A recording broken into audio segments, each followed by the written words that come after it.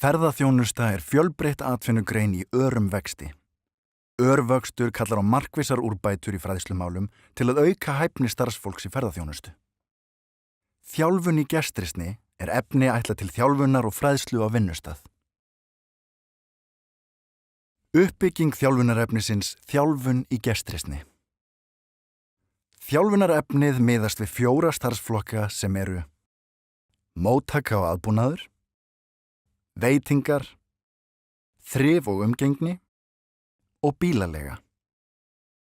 Í hverjum starfsflokki eru 10 raundæmi ásamt verkefnum á íslensku, ensku og pólsku.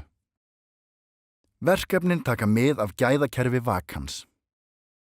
Þjálfunarefnið miðast við að hægt sé að nota það við mismunandi aðstæður á vinnustöðum. Hvað eru raundæmi?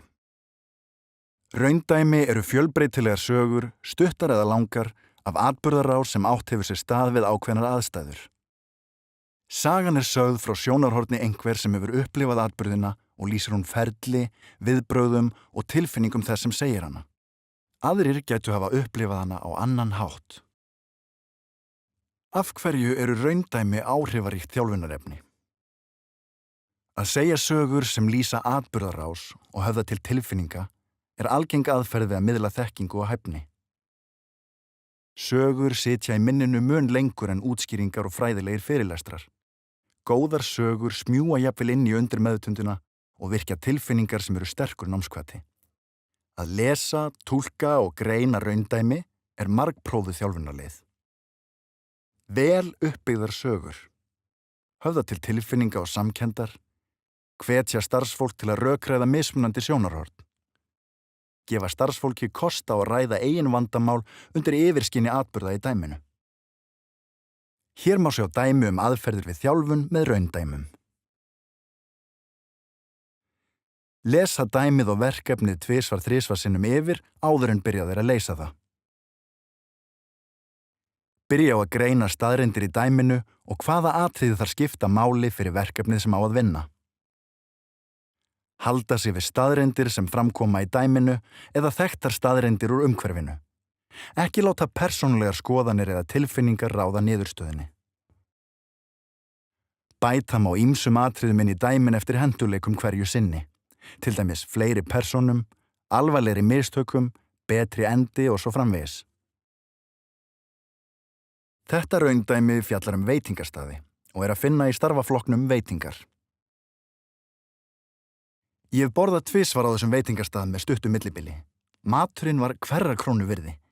Þjónustan virtist hins vegar aðalega verið í höndunum á einum starfsmanni sem var á spani allt kvöldið. Aðrir starfsmenn litu út eins og þeir væru alveg að fara á taugum út af álagi en kom ekki miklu í verk.